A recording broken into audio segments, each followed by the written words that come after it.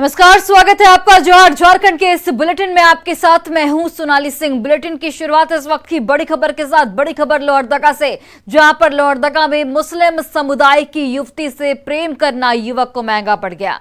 युवती के नाराज परिजनों ने युवक की रस्सी से बांधकर लाठी डंडे से पिटाई की। कुडू थाना क्षेत्र के फुलसरी गांव की ये पूरी घटना। जानकारी मिलने पर मौके पर पहुंची पुलिस ने उसकी जान हालांकि बचा ली और अस्पताल पहुंचाया गया, जहां युवक की हालत फिलहाल गंभीर बनी हुई है।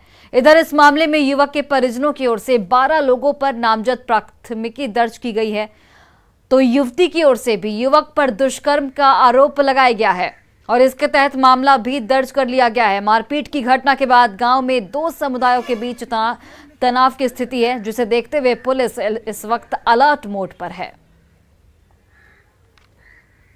पकड़ के और लेते आए साथ है, एकदम अच्छा दोस्ती जैसे। उसके बाद ला के इधर दोनों हाथ बांध दिए पीछे करके और सब एकदम ये सब गुट बना के और मारना शुरू कर दिए। उसी दौरान मेरा वाइफ गई वहाँ पे, तो वो पूछी कि क्या हुआ, काहे मार रहे, तो उसके साथ भी सब मारपीट किया। फिर मेरा भाई सनूप है, वो भी गया, उसके साथ भी पूरा मारपीट उन लोग करने लगा और कहा कि बजरंग दल के आदमी आ रहा है कह के, आरएसएस का आदमी है, मारो इस सब के कह के या दरवाज़ा लगा के, समझे ना। उसके बाद दो आदमी दौड़ा बस्ती वाला, और बस्ती वाला दौड़ के उसको मैंने खोलने का कोशिश किया तो अंदर से छिटकी नहीं लगल था, तो दोनों ऊपर से छान से डेग के ये घर चला गया। तो वही घर से इसको जाके ला के और मारपीट हल्का फुल्का किए, नहीं किए सो भी बात नहीं है, लेकिन यहाँ तो तिल को तार कर दे रहे हैं। ग्राम फुलसुरी में घटना घटित हुई है और इस संबंध में बोथ साइड से प्राथमिकी दर्ज की गई है और अभी अनुसंधान चल रही है, जांच चल रही है, इसमें कार्रवाई की जाएगी। सर, दोनों तरफ से आवेदन दिया गया है, क्या दोनों तरफ से कार्रवाई की जाएगी? हाँ, प्राथमिकी दर्ज की गई है, अनुसंधान उपरांत कार्रवाई की जाएगी। और रांची के एटीएम में पैसा डालने वाली एजेंसी सीएमएस इन्फो लिमिटेड के 2 कर्मचारियों ने 1,72,77,900 रुपए का गबन कर दिया। इतनी बड़ी रकम लेकर दोनों कर्मचारी इस वक्त फरार हैं, जिसके बाद सीएमएस कंपनी के रीजनल मैनेजर इंद्रनील सेन ने कोतवाली थाने में प्राथमिकी दर्ज कराई है। कंपनी के मैनेजर के मुताबिक बैंक से 2.25 करोड़ रुपए लेकर 36 एटीएम में डालने के लिए 2 कस्टोडियन कर्मचारियों को भेजा गया था, लेकिन जब एटीएम खाली होने की बात सामने आई तो पूरे मामले का खुलासा हो पाया।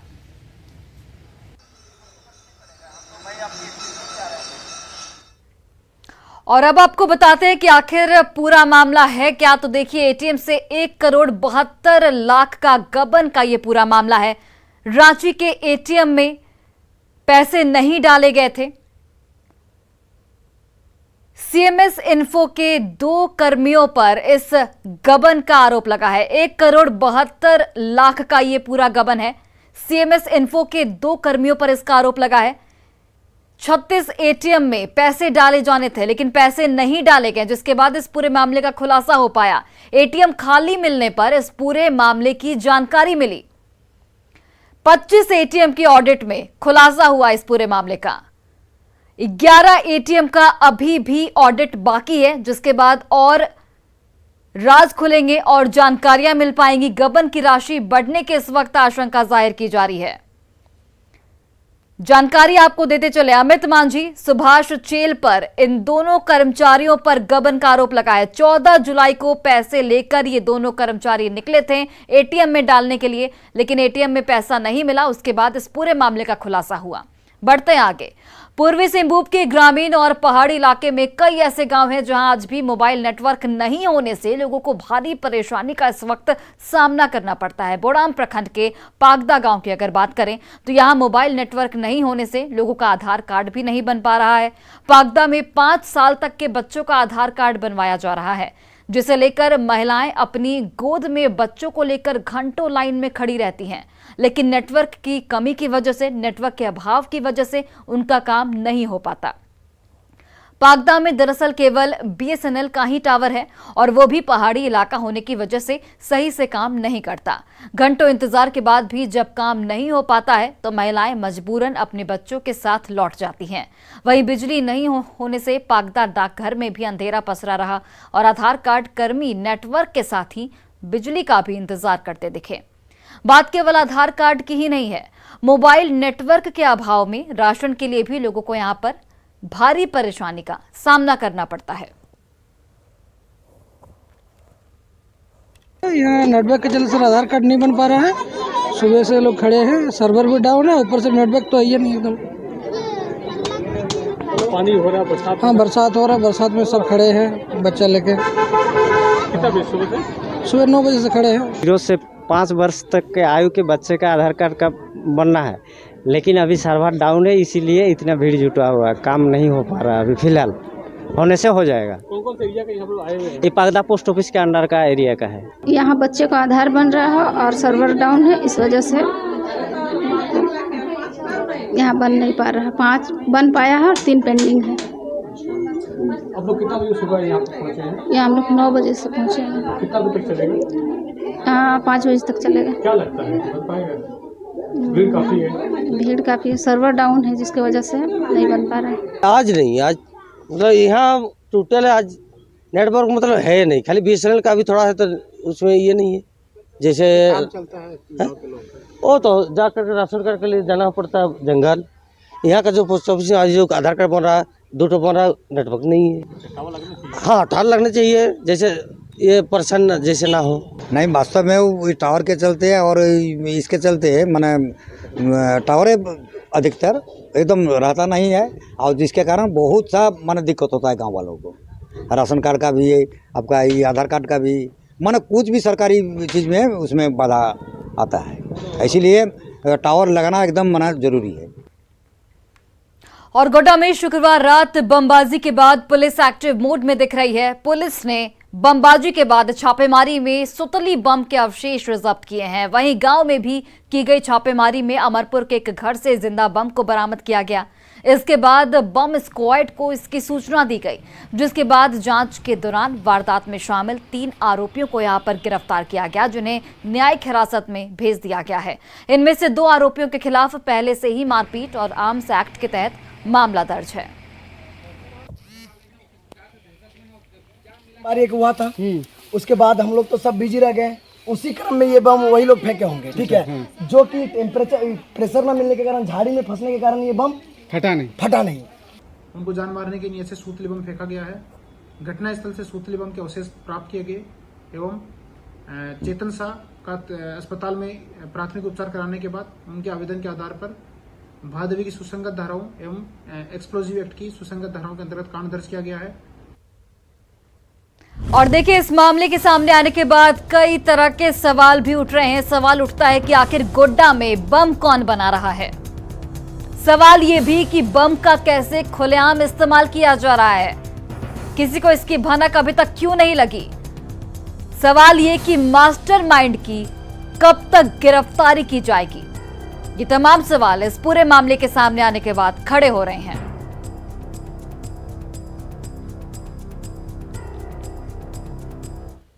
और बड़ी खबर चाईबासा से, जहां पर PLFI पर पुलिस का लगातार शिकंजा कसता जा रहा है। पिछले दिनों जहां पुलिस ने हार्डकोर नक्सली और PLFI के एरिया कमांडर नोएल सांडी पूर्ति को AK-47 के साथ गिरफ्तार किया था, वहीं कल PLFI के जोनल कमांडर और 2 लाख के इनामी नक्सली संतोष कंडुलना को गिरफ्तार कर लिया गया। और पुलिस ने संतोष के पास से भी एक लोडेड AK-47 राइफल, AK-47 की 2 मैगजीन, 103 गोली, PLFI का रसीद बुक, 2 टच स्क्रीन और 6 पैड मोबाइल बरामद किए हैं। गिरफ्तार नक्सली संतोष पर कई थानों में 33 मामले दर्ज हैं और इस पर 2 लाख का इनाम भी घोषित है।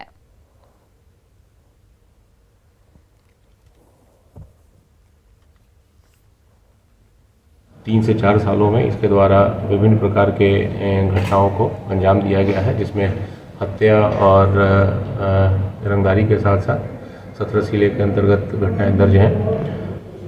उल्लेखनीय है कि जो विगत कुछ दिनों में गुदड़ी थाना क्षेत्र में आगजनी की घटनाएं हुई या अन्य जो घटनाएं हुई, उसमें भी इसकी संलिप्तता है। और जामताड़ा में बीजेपी ने सरकार पर संवैधानिक मर्यादा को तोड़ने का आरोप लगाया है। बीजेपी ने सरकार पर हमला बोलते हुए कहा कि जामताड़ा में रविवार की जगह शुक्रवार को स्कूल में छुट्टी दी जा रही है। साथ ही जबरन जनसंख्या के आधार पर स्कूलों का उर्दू नामकरण किया जा रहा है। बीजेपी ने जामताड़ा विधायक इरफान अंसारी पर भी हमला बोला है। बीजेपी ने कहा है कि जब से इरफान हज कमेटी के चेयरमैन बने हैं, जामताड़ा में ऐसे अधिकारियों की पोस्टिंग कराई जा रही है जो विधायक के इशारे पर काम कर रहे हैं। ऐसे विद्यालय हैं जो मुस्लिम बाहुल्य क्षेत्र में अवस्थित हैं, उन विद्यालयों को नियम के विरुद्ध, सरकारी प्रावधान के विरुद्ध रविवार का साप्ताहिक अवकाश का प्रावधान को शिथिल करते हुए अपने मनमानी तरीके से जुम्मे के दिन शुक्रवार को विद्यालय को बंद करा दिया जा रहा है। और जो सामान्य विद्यालय है उसमें उर्दू से लिख दिया गया है, उर्दू विद्यालय जोड़ दिया गया। विद्यालय जो है रविवार को जो छुट्टी होते हुए आ रहा था उसको जबरन शुक्रवार के दिन जो है नमाज पढ़ने के नाम पर जो है उसको बंद कराया जा रहा है। और वो उस विद्यालय में जो है आप कम से कम वैसे विद्यालय की संख्या 100 से ऊपर है। और वहीं झारखंड बीजेपी ने उपराष्ट्रपति पद के लिए एनडीए के उम्मीदवार के तौर पर जगदीप धनखड़ के नाम की घोषणा का स्वागत किया है। साथ ही पश्चिम बंगाल में राज्यपाल के तौर पर उनके काम की तारीफ और सराहना की गई है और उम्मीद जताई गई है कि वे रिकॉर्ड मतों से उपराष्ट्रपति पद का चुनाव जीतेंगे। और पश्चिम बंगाल के गवर्नर के रूप में उन्होंने उल्लेखनीय कार्य किया। एक चुनी हुई तानाशाह प्रवृत्ति वाली सरकार जो प्रजातंत्र की धज्जियां उड़ा रही थी, जो सभी संवैधानिक संस्थाओं को धत्ता दिखा रही थी, उनको इन्होंने काफी हद तक लगाम में रखा। पश्चिम बंगाल में अगर आज प्रजातंत्र जिंदा है तो इसके लिए इनकी भी एक बड़ी अहम भूमिका थी। हम फिर से इनके नॉमिनेशन का स्वागत करते हैं और हमें उम्मीद है कि ये रिकॉर्ड मतों से उपराष्ट्रपति पद के लिए निर्वाचित होंगे। और इधर गिरिडीह के तीसरी प्रखंड के लक्ष्मी बथान गांव में सड़क नहीं है। लगभग 500 की आबादी वाला ये गांव घने जंगलों से घिरा है। सड़क नहीं होने की वजह से यहां के लड़के और लड़कियों की शादी नहीं हो पा रही है। आजादी के 75 साल बीत जाने के बावजूद इस गांव तक पहुंचने के लिए अभी तक कोई सड़क की व्यवस्था नहीं है। बड़ी मुश्किल से लोग पैदल इस गांव तक पहुंचते हैं। गांव का जायजा लिया हमारे सहयोगी एजाज अहमद ने। गिरिडीह जिले के मुख्यालय से लगभग 80 किलोमीटर दूर जंगल में बसे एक ऐसा गांव है जहां पर सड़क नहीं होने की वजह से, बढ़िया रास्ता नहीं होने की वजह से यहां पर कई लोगों की शादियां नहीं हो रही है। बताया जा रहा है कि कई ऐसे लड़के और लड़कियां हैं जिनके रिश्ते लगातार घूम जा रहे हैं और पिछले 3 से 4 वर्षों से परेशान हैं। आपको मैं तस्वीरों के जरिए मैं दिखाना चाहूँगा। मैं उसी गांव में अभी मौजूद हूं जो बीच जंगल में स्थित है। यहाँ के घरों को आप देख सकते हैं, यहाँ के महिलाओं को, बच्चों को आप देख सकते हैं, लड़कों को देख सकते हैं। आपको बता दें कि यहाँ पे सड़क नहीं होने की वजह से जो लड़के और लड़कियां हैं यहाँ पे कुमारा हैं और इनके परिजन जो हैं वो बहुत ही चिंतित हैं और सरकार से लगातार सड़क बनाने की मांग कर रहे हैं। क्योंकि आपको बता दें ये एक ऐसा जगह है जहाँ पे ना ही मोटरसाइकिल ना ही साइकिल प्रवेश कर सकता है। सिर्फ मुश्किल से आदमी पैदल यहाँ पर आ सकता है। तो आप समझ सकते हैं कि क्या स्थिति बनी हुई है कि आज़ादी के 75 वर्ष पूरे होने के बावजूद भी ये एक ऐसा गांव है जहाँ पे अभी तक सड़क नहीं बनी है और इसका परिणाम यहाँ के युवाओं और युवतियों को भुगतना पड़ रहा है।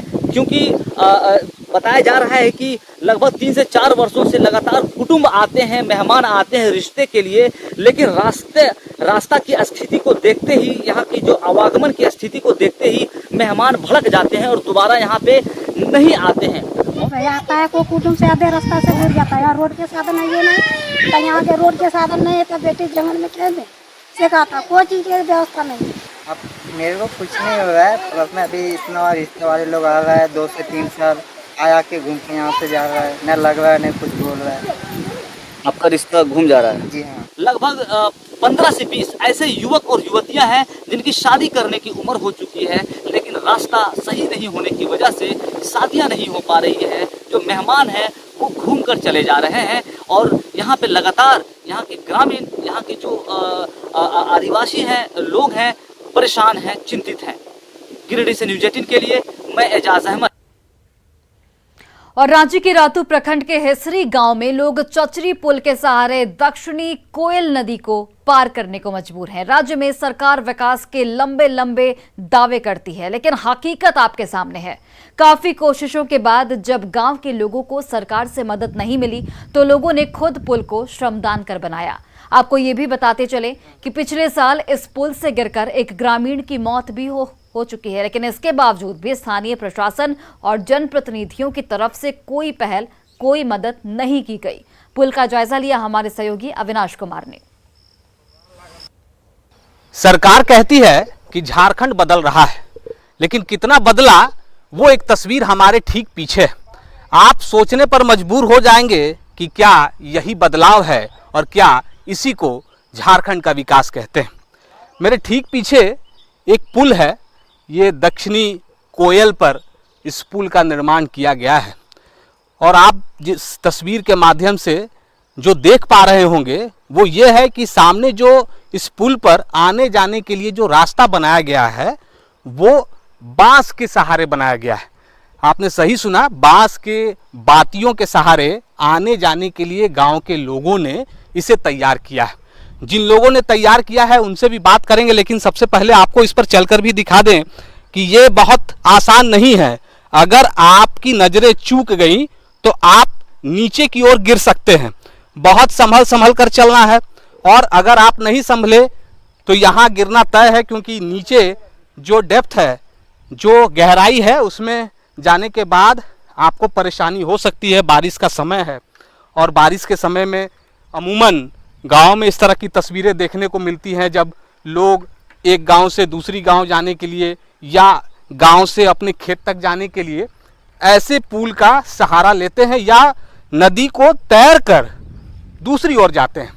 इसी तरह का एक रास्ता बनाया गया है। आप देख सक रहे होंगे कि किस तरह से ये तैयार किया गया है। जिन लोगों ने तैयार किया है उनसे भी बात कर लेंगे।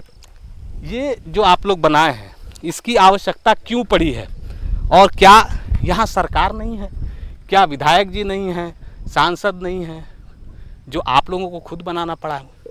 देखिए, यहाँ पर देखा जाए तो सभी लोग हैं, लेकिन किसी का नज़र यहाँ पड़ता नहीं है। यहाँ ग्रामीण को बहुत सामना करना पड़ता है। इस छोर से उस छोर जाने के लिए लोग को बहुत कठिनाई करना पड़ता है, बहुत मेहनत करना पड़ता है उधर जाने के लिए। ये दिमाग में कहाँ से आया कि इस तरह का निर्माण? ये तो बहुत टिकाऊ नहीं है दादा। नहीं, टिकाऊ नहीं है ये ज़्यादा। अगले साल जो बाढ़ में जो यहाँ घटना हो गई थी उसके कारण हम लोग इसको निर्माण किए हैं। कितना समय लगा? समय इसमें लग गया करीब 15 रोज। अच्छा, तो हम देख रहे हैं कि नीचे सीमेंट का आप लोग पिलर दिए हैं और उसके ऊपर से ये बांस। हाँ जी हाँ, नीचे पिलर है, 3 पिलर है नीचे और साइड में सखुआ का है और बिछाए हैं बांस। अच्छा, साइड से सखुआ दिए हैं कि मजबूत होता है, उस पर दबाव रहेगा? हाँ, दबाव रहेगा, आदमी या ना गिरे। सरकार कहती है कि बहुत विकास हो रहा है, पुल बन रहा है, सड़क बन रहा है। कहाँ बन रहा है? वो तो नहीं है, रांची में ही नहीं बन रहा है। नहीं बन रहा है तो यहाँ क्या देगा छोटा सा। कभी बात नहीं करते हैं? आपके क्षेत्र में नहीं आते हैं विधायक? आते हैं तो वही सब नहीं, हम लोग नहीं सोचे थे कि चूंकि सरकार ने कोई पुल का निर्माण नहीं किया और पेट के लिए खेती बाड़ी करनी पड़ती है, जो ज़्यादातर गांव के लोगों की खेत इस दूसरे छोर में है, इसलिए लोग जान हथेली पर लेकर इस पार से उस पार जाते हैं। उनके पास कोई दूसरा विकल्प नहीं है सिवाय इसके कि इस वैकल्पिक पुल के। न्यूज़ 18 के लिए रांची से अविनाश कुमार। और अब बात सावन महीने की। देवघर में 2 साल के बाद कांवरिया पथ कांवरियों से बिल्कुल गुलजार है। कांवरिया लगातार कांवरिया पथ से होकर बाबा बैद्यनाथ मंदिर पहुंच रहे हैं। दिन में धूप और गर्मी की वजह से कांवरिया रात में ज्यादा चलना पसंद कर रहे हैं, क्योंकि रात में ठंडक होती है और पैर भी नहीं जलते। झारखंड बिहार दुम्मा बॉर्डर पर कांवरियों से बात की हमारे सहयोगी मनीष दुबे ने।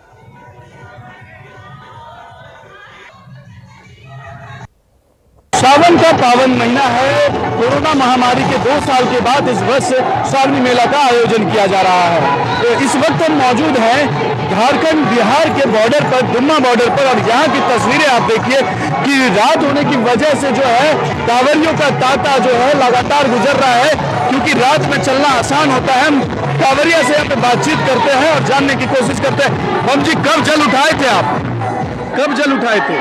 हम तो जल परसों उठाए थे। परसों?